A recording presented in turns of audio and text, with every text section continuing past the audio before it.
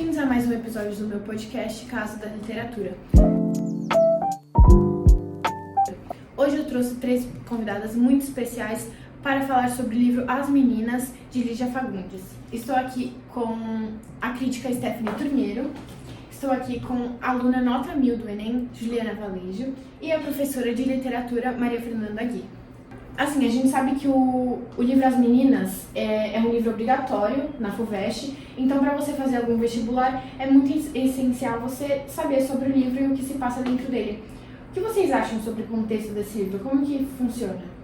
Então, o livro ele foi publicado em 1973, no auge da ditadura, e ele, surpreendentemente, ele passou pela censura, então ele foi publicado durante esse período, por mais que ele contasse fatos ocorridos durante esse período. Então, por exemplo, tem uma cena que ele narra exatamente, de maneira muito explícita, como acontecia a tortura militar. Então, é bem interessante o fato dele ter sido publicado e a maneira que ele narra os acontecidos desse período com as protagonistas, né? Então, como a vida delas fica durante essa época. Bom, isso é muito interessante, né? Porque naquela época muitas coisas eram censuradas, jornais. E por que isso aconteceu? Por que o livro não foi censurado? Assim, dizem que o livro, assim, todas as vezes que uma obra ia ser publicada, um teatro ia ser feito, um filme ia ser elaborado durante a ditadura, os soldados que deveriam ver e analisar para ver se ia ser barrado ou não.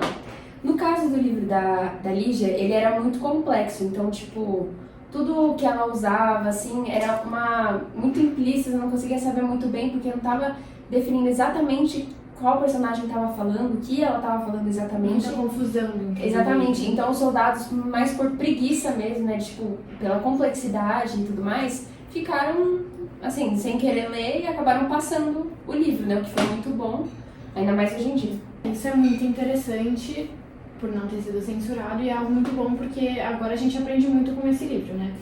E bom, eu queria saber o que vocês acham que diferencia a estrutura narrativa das meninas, do livro, de outras obras. É exatamente isso que a gente falou. É tão complexo, fragmentado, vamos dizer assim, porque quando ela tá no ponto de vista da Lorena, por exemplo, não fala quando acaba, quando vai para outro capítulo, se vai mudar ou não. Então você pode estar lendo o capítulo da Lorena e do nada a Ana Clara vai estar falando sem você saber. Então você tem que entender o íntimo delas para você saber quando muda, conhecer realmente as personagens. O legal é entender as características de cada personagem para você entender quem tá falando em cada hora.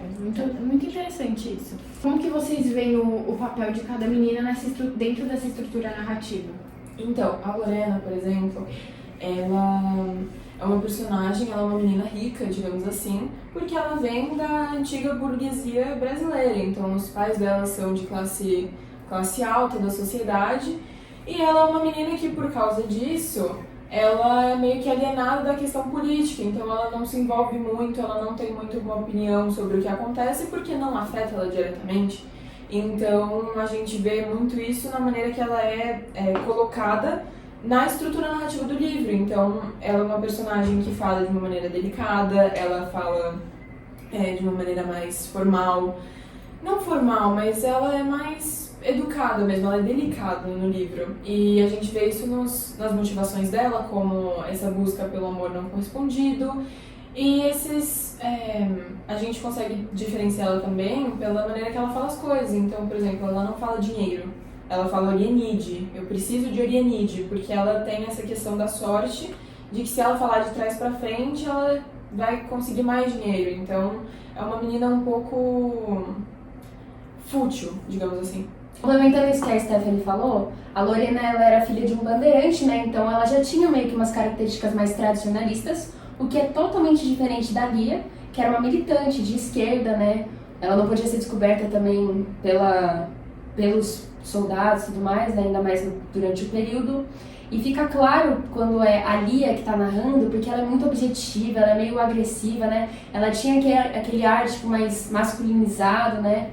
Então a gente consegue diferenciar bastante quando é a Lia, que é tipo mais assim forte, bruta, assim na palavra, muito objetiva, do que quando é a Lorena.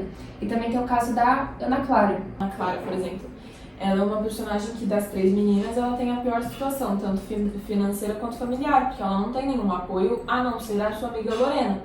Ela é uma personagem que lida com seus traumas, com seus vícios em diferentes tipos de drogas. Por causa desses traumas na infância e adolescência, ela foi moldada em ser uma pessoa de mau caráter. Então, por exemplo, a gente percebe em suas falas que ela é uma personagem mentirosa. Ela é uma personagem que corta de maneira abrupta o final das suas falas, então ela nunca vai falar uma frase completa. Ela vai cortar assim no final. E ela mente muito ao longo do livro, ela fala mal de suas amigas. A gente não consegue entender quando é a verdade. Quando é Exatamente. Ela é muito mentira. Uma coisa também, por ela ser viciada e tudo mais, então tem muitos trechos do livro que ela vai estar alucinando. Então isso fica tipo meio claro, porque quando você percebe que uma coisa meio que nada a ver tá acontecendo, você pode relacionar ela com a Ana Clara, porque ela alucina muito, ela demonstra muito um estado de confusão mesmo, mental, assim. Isso por muito conta das drogas, né, que ela usava. Isso é muito interessante que ele mostra a diferença dos pontos de vista de meninas que estão cursando a faculdade, mas têm vidas completamente diferentes e passados completamente diferentes também. Falando nesse negócio de ponto de vista, como vocês acham que essa técnica contribui para a estrutura do livro? Então, essa técnica, ela é fundamental para ter essa relação intimista com o leitor. Então, no momento que a Lídia ela começa a fragmentar o texto dela em diferentes partes e deixar de uma maneira muito ambígua quem é que está realizando as ações, quem é que está pensando os diferentes pensamentos, porque ela tem essa característica de atribuir os pensamentos das personagens diretamente com a fala, é interessante porque você consegue ter essa visão muito próxima das personagens. Então, ela te obriga, ela quase te obriga a entender de uma maneira bem profunda quem é quem.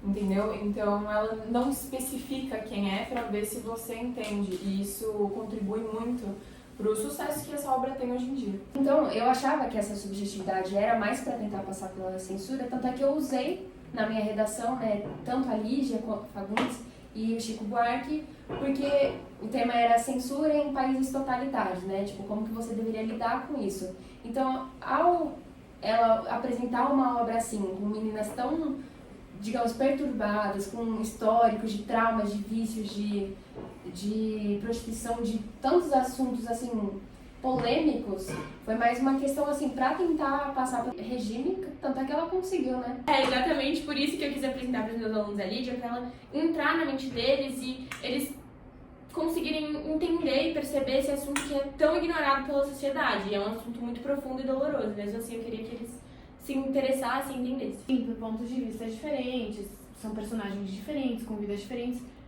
Bom, por mais que seja uma leitura muito conturbada, com descrições muito fortes, é um livro recomendável para você conseguir fazer o seu vestibular e para você entender o ponto de vista de pessoas que estão vivendo a mesma coisa na sociedade, mas que têm vidas diferentes. Então, nós recomendamos, esperamos que vocês tenham gostado do nosso podcast e fiquem para o nosso próximo episódio.